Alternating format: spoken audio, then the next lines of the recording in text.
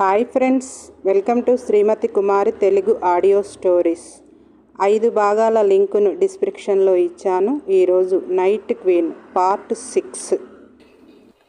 రాణి కూడా కాలు మీద కాలేసుకొని కూర్చుంది. లెగుస్తూ, సెటిల్మెంట్ చేయండి ఇంటికి. ఆ పేమెంట్ మీరిచ్చిన మనీ తీసుకుని నేను వెళ్ళిపోతాను. లేదంటే నన్ను ఇవ్వమన్నా సింగిల్ పేమెంట్లోనే ఇస్తా. మీకు తెలుసు కదా నా బ్యాంక్ బ్యాలెన్స్ అన్నది. రిషికి రాణితో బంధం తెంచుకోవాలని ఏ రోజు అనిపించలేదు.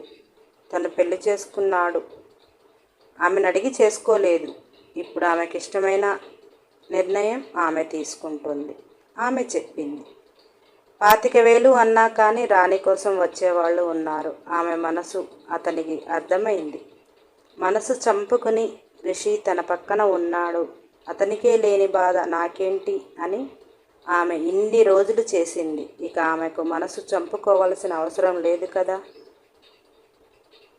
అతనికి పనికి రాలేదు, నేను నా ఇష్టంగా నేను ఉండాలి కదా అన్నట్టు ఆమెకు ఆ పని అంటే కష్టం కాబట్టి దాన్ని డబుల్గా చేస్తే వచ్చేవాళ్ళు తగ్గిపోతారు అని ఆలోచించి ఆ ఇంటికి రేటు కడితే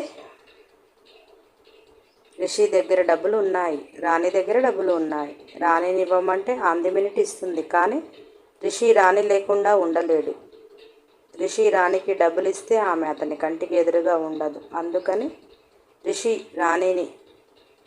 రాణికి ఎదురుగా వెళ్ళి ఆమె చీరలో నుంచి నడుము వంపుల్లో చేతులు పెడుతూ గట్టిగా వత్తేస్తూ, సరే నువ్వు చెప్పినట్టే వింటాను అని ఆమె కళ్ళల్లోకి ఆరాధనగా చూస్తూ, నీ అకౌంట్కి 25,000 ఓకే, కానీ ఇల్లు సెటిల్మెంట్ వద్దులే. ఎందుకంటే నీపై నేను వ్యాపారం చేస్తున్నా, నాపై నువ్వు వ్యాపారం చేస్తున్నావు. అందుకే ఇది ఇద్దరికి ఇలానే ఉండనివ్వు అన్నాడు.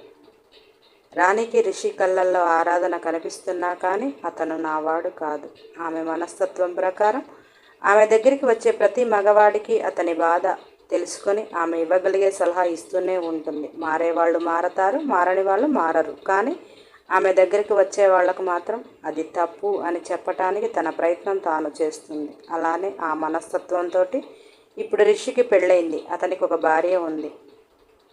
అతను ఇక్కడికి రావడం కరెక్ట్ కాదు అన్నట్టుగా, మీరు కూడా నాతో ఉండాలి అంటే ఆ రేటు ఇస్తేనే మీకు ఆ రోజు రాత్రి అని అతని చేతులు పక్కకు అంటుంటే రాణి ఉక్రోషాన్ని నవ్వుకుంటూ, నీ బిజినెస్లో పార్ట్నర్ని, నీ ఇంట్లో పార్ట్నర్ని, నాకేమి కన్సెషన్ లేదా అన్నాడు. మీరు ఈ ఇంట్లో పార్ట్నర్ అయితే మీ వాటా మీరు సపరేట్గా తీసుకోండి. వ్యాపారంలో పార్ట్నర్ అంటున్నారు, మీ కమిషన్ తీసుకోకుండా నాకు ఏమీ ఇవ్వటం లేదు. అందుకని మీరు కూడా నా దగ్గరికి రావాలి అంటే నా అకౌంట్లో మనీ వేస్తేనే నా గదికి వచ్చేది. అయినా మీకు అంత అవసరం లేదులేండి. మీకు ఇప్పుడు భార్య, కొత్తగా పెళ్ళాం, ఎమ్మెల్యే గారి బామర్ది, మీలాంటి వారు మా దగ్గరికి వస్తే మీ పరువు పోతుంది కదా. అందుకే మీరు రాకుండా ఉంటేనే మంచిదేమో అనుకుంటున్నా అన్నది. రిషి రాణిని అమాంతంగా ఎత్తుకొని, నువ్వు చెప్పేటివన్నీ అందరూ వింటారేమో, నీ సంగతి తెలిసిన నేను వింటాను, నా సంగతి నీకే ఇంకా బాగా తెలియదు అంటూ బెడ్పై రాణిని పడుకోబెట్టి ఆమెపై చేరిపోతూ, నువ్వు చెప్పిన కండిషన్లన్నీ నాకు ఓకే. ఈ నైట్ నీతో నేను ఇప్పుడే కొట్టనా మనీ అన్నాడు. రాణి ఉక్రోషంగా, నా అకౌంట్లో మనీ ఉంటేనే కదా నా బెడ్పై మనిషి ఉండేది అన్నది. రిషి నవ్వుకుంటూ రాణి అకౌంట్లో 25,000 వేసి, దొంగ మొహందాన నాతోటి మనీ కట్టిస్తున్నావు అన్నాడు. రాణి, మీరంతగా బాధగా కట్టాల్సిన అవసరం లేదు. చక్కగా మీ భార్య దగ్గరికి వెళ్తే మీ ఆవిడ తలలో మల్లెపూలు, మీ ఇంట్లో పందిరి మంచం, మీకు ఏకాంతం అంతా వదులుకొని డబ్బులు పెట్టి ఎవరు రమ్మన్నారు మిమ్మల్ని అన్నది. రాణి మాట్లాడుతుంటే రిషి రాణి పెదవులు మూసేసి అతని చేతులు ఎక్కడెక్కడో తగులుతుంటే అతని మీద ప్రేమ, అతను వేరేవాడు అయ్యాడు అని బాధ, డబ్బులు ఇచ్చాడు అని ఒక విటుడి కింద ఎలా లెక్కేసుకున్నాము అన్న అతను నావాడు కాదు కనుకే నాకు డబ్బు ఇచ్చాడు అనే ఒక బాధ. ఆమె చేతులు అతనిని చుట్టుకోలేకపోతుంటే రిషి రాణి పెదవులు వదిలి, రాణి ప్లీజ్, నీ ప్రేమ దాసుడు లాగానే చూడు. నేను ఆమెను పెళ్లి చేసుకున్నా అంటే ఎమ్మెల్యే బామర్దిని అయ్యి, పదవి రూపేణా లేకపోతే ఏదైనా పెద్ద కాంట్రాక్ట్ తీసుకొని నిన్ను ఈ బురదఖానా నుంచి విడిపించాలనే కానీ కొద్దిగా అర్థం చేసుకో అని బాధగా అన్నాడు. ఆ ఒక్క మాటకి రాణి రిషికిని చుట్టేస్తూ బోర్న ఏడ్చేసింది. రిషి కొంటెగా, నా మనీ వేస్ట్ అవుతాయి ఇలా ఏడ్చుకుంటూ కూర్చుంటే అన్నాడు. రాణి రిషిని ఎలా అర్థం చేసుకోవాలో అర్థం కావటం లేదు. కానీ ఆమెకు అతను కావాలి. ఈ బందీఖానా నుంచి విడిపిస్తాను అంటున్నాడు. నమ్మాలి అనిపించటం లేదు. ఎందుకంటే పెళ్లి చేసుకోను అని చెప్పాడు కదా. మళ్ళీ చేసుకున్నాడు పెళ్ళి. ఆమె కోసం అంటున్నాడు. ఏదేమైనా ఆమె కూడా రిషిని వదిలి ఉండలేదు. ఎన్ని కండిషన్లు పెట్టినా తల వంచుకున్నాడు అని ఆ క్షణం ఆమె గుండెల్లో ప్రేమను బయటపెట్టిందో డబ్బు ఇచ్చిన ఒక విటుడే అనుకుందో. ప్రేమగా కళ్ళతో ఆహ్వానించింది. రిషి రాణి ఎలా ఆహ్వానించినా అతనికి ఇష్టమే. ఆమెతో పొందు అతని జీవితానికి ఒక తీయని కానుక అయినది. అది రాణికి కూడా తెలియదు. అందుకే రాణితో కలిశాక ఇక ఏ అమ్మాయితోటి రిషి కలవలేకపోయాడు. రాణి గుండెలపై పడుకొని, ఒకరిని విడిచి ఒకరు ఉండలేము, అలా అని సొసైటీలో గొప్పగా బ్రతకలేము, ఈ ఊరు వదిలిపెట్టి బయటికి రాలేను, నిన్ను వదిలి ఉండలేను, మన జీవితాలకు దారి ఏంటో అని ఆలోచిస్తూ అలా పైకి తలలేపి చూశాడు. రాణి, మీరిచ్చిన డబ్బు వేస్ట్ అవుతుందేమో, అసలే చాలా డబ్బులు పెట్టారు అన్నది. రిషి నవ్వుతూ లేచి కూర్చొని, ఇచ్చిన డబ్బుకి వడ్డీ వసూలు చేసుకుంటా కానీ అన్నం తిందాంరా, ఉదయం నుంచి ఏమీ తినలేదు అంటుంటే, రాణి, నేను నైట్ క్వీన్ని కదా, 9 తర్వాత నాకంటూ ప్రపంచం ఉండకూడదు. నా కోసం వచ్చేవారి కోసమే ఆలోచిస్తా. నాకు ఆకలిగా అనిపించటం లేదు, మీరు వెళ్ళి తినండి అన్నది. రిషి లేచి బెడ్ దిగి రాణి 2 కాళ్ళు పట్టి లాగి ఆమెను 2 చేతుల్లో ఎత్తుకొని మెల్లిగా బయటికి వచ్చి, అన్నం తిన్నాక అది అరిగిపోయేదాకా అన్నాడు. రాణి అలానే రిషి మెడ చుట్టూ చేతులు వేస్తూ అతని గుండెల్లో ఒదిగిపోయింది. ఎందుకో ఆమెకు నిన్నటి వరకు అతను ఆమెవాడే అనిపించింది. ఈరోజు పరాయివాడుగా అనిపిస్తున్నాడు. కానీ అతనిపై కొండంత ప్రేమ ఉంది కదా. కంటికి ఎదురుగా ఉన్న అతని ప్రేమతో ఇలా కాలం గడవని అని గుండెను అదిమిపెట్టి అలాగే గట్టిగా అతనిని పట్టుకుంది. రిషి రాణి వీటులతో గడిపే గదికి తీసుకుని పోతుంటే ఆమెకేమీ అర్థం కాలేదు. కానీ ఏదైనా అనే హక్కు ఆమెకు లేదు అని మౌనం వహించింది. ఎందుకంటే ఈరోజు రిషి కూడా తన అకౌంట్కి మనీ వేసే వచ్చాడు. రత్నం వాళ్ళిద్దరూ అలా కిందికి వస్తుంటే రానమ్మ శాంతపడింది. ఇద్దరు బాగున్నారు అనుకుంది. భోజనానికి వస్తున్నారు అనుకున్న ఆమె ఆలోచనలను తిప్పి కొడుతూ రిషి ఆ గదిలోకి తీసుకుపోగానే రత్నానికి ఏమీ అర్థం కాలేదు. ఉదయం నుంచి ఇద్దరు ఏమీ తినలే. ఏమీ అర్థం కాక అన్నీ డైనింగ్ టేబుల్ మీద పెట్టి తాను వెళ్ళి పడుకుంది. రిషి ఆ గదికి ఎందుకు వెళ్ళాడు అంటే, ఆ ఇంటి మొత్తానికి మందు ఉండేది ఆ రూమ్లోనే. రిషి రాణితో ఉన్నప్పుడు రాణి అస్సలు ముట్టదు.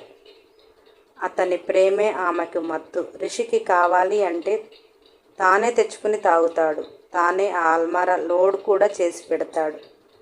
రాణి ఏ రోజు రిషిని మత్తులో తాకలే. వేరే వారితో ఉంటేనే ఆమెను కోల్పోవటానికి ఆ రూమ్లో మాత్రమే తీసుకుంటుంది. ఆ సంగతి రిషికి తెలుసు. ఆమె బాధ అతను ఇప్పుడు తీర్చలేడు. కాలానికి వదిలేశాడు. ఇప్పటి నుంచి రిషితో ఆమె మునుపటిలా ఉండలేదు. అందుకే రాణికి కొంత ప్రశాంతత ఇవ్వాలి అని ఆ గదిలోకి తీసుకుపోయాడు. రాణి ఆశ్చర్యంగా అతనిని చూస్తుంటే Rishi I want you drink అన్నాడు. రాణికి ఒక్కసారిగా ఆమెతో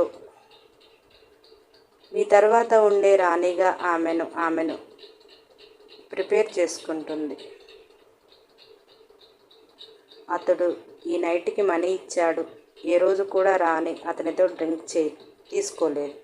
ఈరోజు అతను కావాలి అంటున్నాడు కనుక తన చేతుల్లో నుంచి దిగుతూ, okay sir, as your like I am your queen to night అంటూ తన మనసు చంపుకొని, మీకు ఏ బ్రాండ్ డ్రింక్ కావాలి, నీకు నేను ఎలా కావాలి అంటూ సెల్ఫ్లో వయ్యారం ఓపెన్ చేసింది.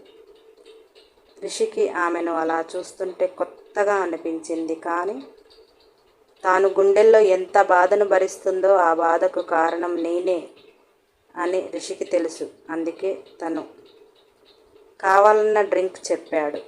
రాణి ఇద్దరికీ ఆ డ్రింక్ పోస్తూ అతనికి ఒక గ్లాసు వయ్యారంగా అందించింది.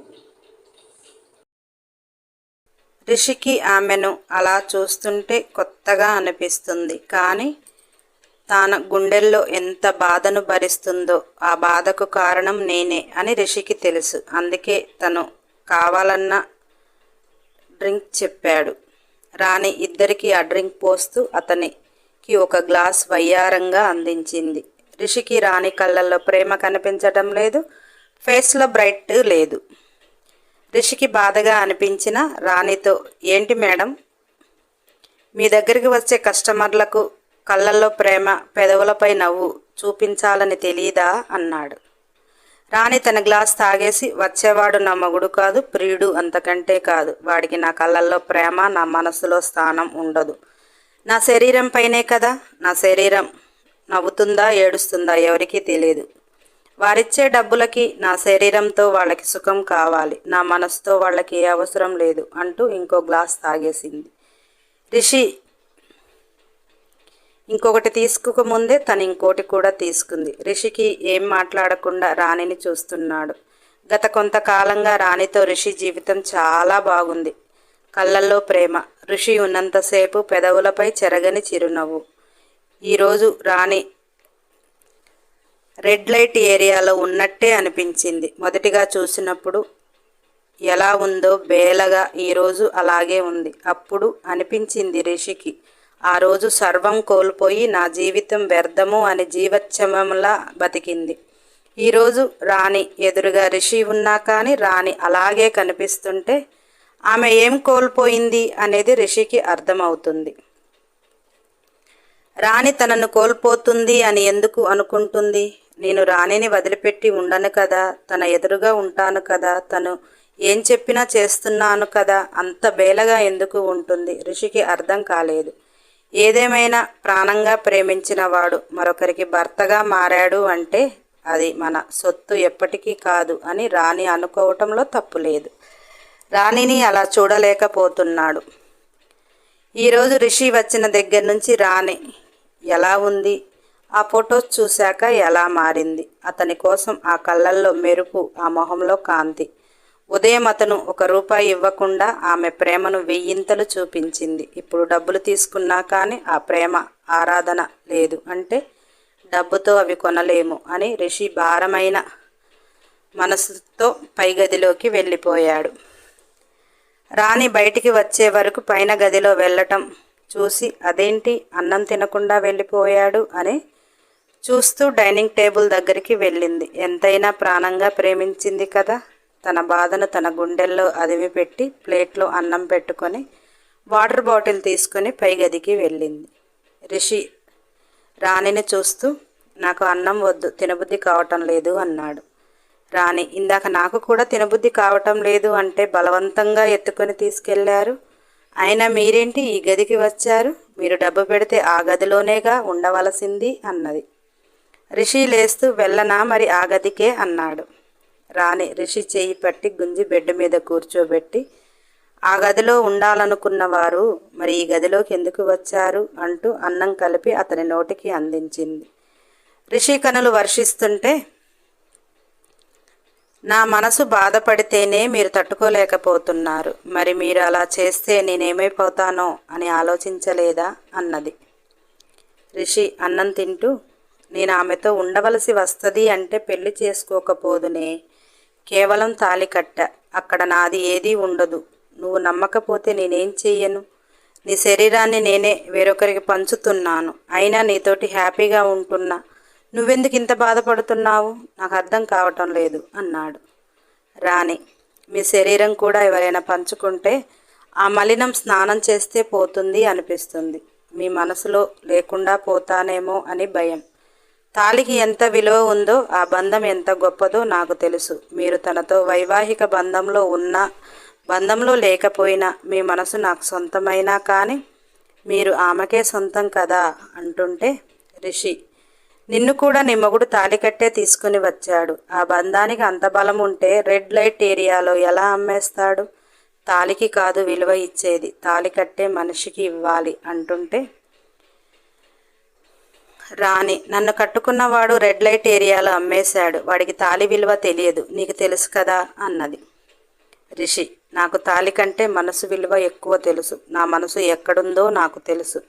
పెళ్ళం, పిల్లలు, బంధాలు కాళ్లకు బంధనాలవుతారని ఆ బంధానికి దూరంగా ఉన్న నేను అక్కడ తాళి కట్టాను అంటే ఆమె నుంచి నాకు ఏ బంధము ఉండవు, ఏ బంధనాలు అంతకంటే ఉండవు అన్నాడు.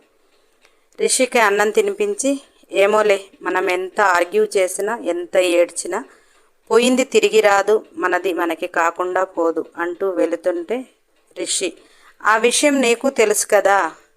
నీది నీకు కాకుండా పోదు, నీది కాంది నువ్వు కోరుకున్నా ఉండదు అన్నాడు. రాణి మౌనంగా వెళ్ళింది. ఆమెకు అన్నం ఎంత తిందామన్నా తినబుద్ధి అవ్వటం లేదు. ఎన్నో ఆలోచనలతో కష్టంగా తిని పైగదికి చేరే వరకు రిషి నిద్రపోయాడు. రాణి ఎన్నో ఆలోచనల మధ్య తాను నిద్రకు దూరమైంది. రిషి ఉదయం త్వరగా లేచి రాణిని చూశాడు. ఆమె అటు తిరిగి పడుకొని ఉండటం చూసి అతని గుండె మెలిపెట్టినట్టుగా అనిపించింది. రిషి ఆ గదిలో ఉన్నంతసేపు అతని గుండెల మీద పడుకొని ఎన్నో కబుర్లు అలసి రిషి నిద్రపోయినా కానీ రాణి అతను ఆమెతో ఉన్నంతసేపు ఎన్నో ముచ్చట్లు చెప్పేది. రాత్రి అది తిని వచ్చిందా, తినకుండానే అలానే పడుకుందా అంటూ రాణిని దగ్గర కంటా పొదువుకొని అతని వైపు తిప్పాడు. మొహం చిన్నబోయి కనుబొమ్మలు ముడిపడి బేలగా ఉన్న రాణి ముఖాన్ని చూస్తూ ఆమె నుదుటిపై ముద్దు పెట్టాడు. రాణి ఆ పెదవుల స్పర్శకి మెల్లగా లేస్తూ అతని కళ్ళల్లోకి చూసింది. రిషి, దొంగ మొహందాన, నా 25,000 నాకు ఇచ్చే, డబ్బు తీసుకున్నావు, సైలెంట్గా పడుకున్నావు అన్నాడు. రాణి, నేనేం చేసేది? మీరు నిద్రపోయేదానికి మీరుండాలి, మీకుండాలి ఆ భయం అన్నది. రిషి రాణి గుండెలపై కొరుకుతూ, అయితే నా మనీ నాకు ఇవ్వనంటావు అన్నాడు. నా అకౌంటుకి వచ్చిన మనీ తిరిగి ఇవ్వటం అంటూ జరగని పని, అది మీకు కూడా తెలుసు కదా అన్నది రాణి. రిషి రాణిని ఉక్కిరిబిక్కిరి చేసి ఆమెను ఎంత సొంతం చేసుకున్నా తనివి తీరదు. మళ్ళీ అతను వెళ్ళాలి, తప్పదు. రాణిని వదలలేకపోతున్నాడు. అలా అని అతను అనుకున్న పని చేయకుండా ఉండలేడు కదా. అలా ఫ్రెష్ అయ్యి రిషి బట్టలు వేసుకుంటుంటే రాణికి రిషి వెళ్తున్నాడు అని అర్థమైంది. మీరు ఈ మధ్య ఒక అబ్బాయిని పంపించారు కదా, లవ్ ఫెయిల్యూర్ అని, ఆ అబ్బాయి నెంబర్ మీ దగ్గర ఉందా అన్నది. రిషి తన షర్ట్ బటన్స్ పెట్టుకుంటూ, ఎందుకు, అంత మజా ఉందా అబ్బాయి దగ్గర అన్నాడు. రాణి, నాకు మజా ఎక్కడ ఉంటుందో మీకు తెలుసులే కానీ, మీకు తెలియకుండా నేను చేసే కొత్త వ్యాపారాలు ఏమీ లేవు కానీ అబ్బాయితో చిన్న పని ఉంది అందుకే అన్నది.